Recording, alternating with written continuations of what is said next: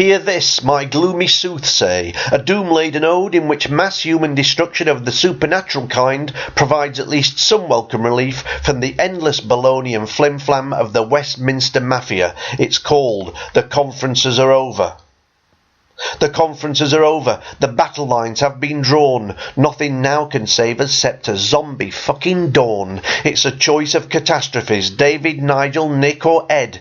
I'd rather take my chances with the walking fucking dead. Psychopathic, soulless, single-minded monsters on a mission. That's not the zombies, by the way, that's just your average politician.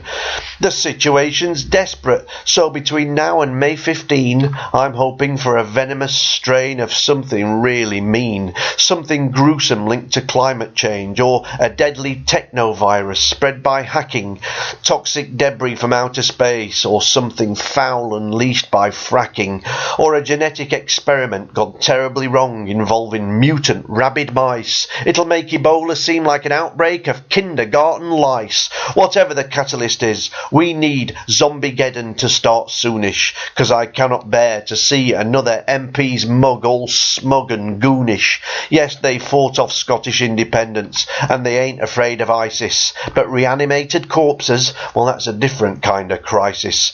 We will get the economy back on track, but as they try to explain, they're drowned out by the sounds of thousands munching on fresh brains. We'll deal with immigration, forget it, no one's listening, they're busy stockpiling food banks full of entrails, wet, succulent and glistening.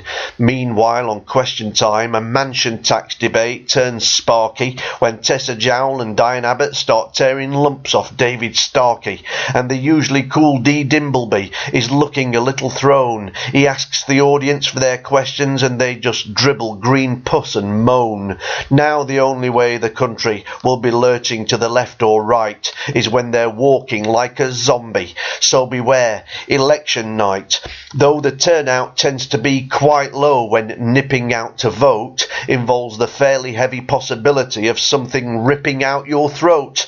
These things do not discriminate, be you UKIP, Labour, Lib Dem or Tory. When you see that evil bloodshot stare, better prepare for something gory. All you undecided voters, it really doesn't matter when your ballot paper's spoiled by a sudden violent splatter. And if I myself fall victim, I won't fight or scream and bawl. I'll just rise again, then go in search of the choicest prey of all. Ah, Mr. Farage, how are you? It will be my great delight to rip him clean in two and say, how's that for splitting the centre-right? Milliband's tiny shrivelled balls will do if you're wanting some quick nibbles, but you'll need at least a week to start and finish Eric Pickles. I'll say grace before chomping down on Clegg. Actually, better make that disgrace. He's high in cholesterol, is our Nick, with all that egg on his face. Ian Duncan Smith, he's mine, though I'm sure I'll retch with every chew. Those supercilious turd-like features, enough to make a fucking zombie spew. And when I corner Cameron, his eyes will with fear be stricken.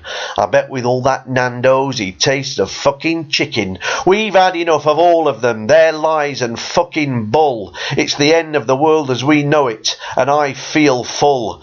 Billions for the NHS, too late, and scrapping the bedroom tax won't help. Their false promises are pointless now, no matter how they bargain, plead and yelp. I know you're thinking, how absurd, a zombie apocalypse, come off it. Go tell it to the Tesco bosses, mate, they love a dodgy profit. But it will come to pass, you mark my words, so shall it be as it is written. Yellow and black hazard tape on every street and the sign welcome to Great Britain.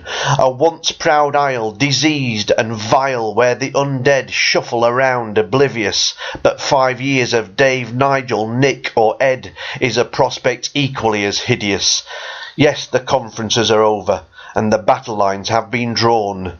Nothing now can save us except a zombie fucking dawn.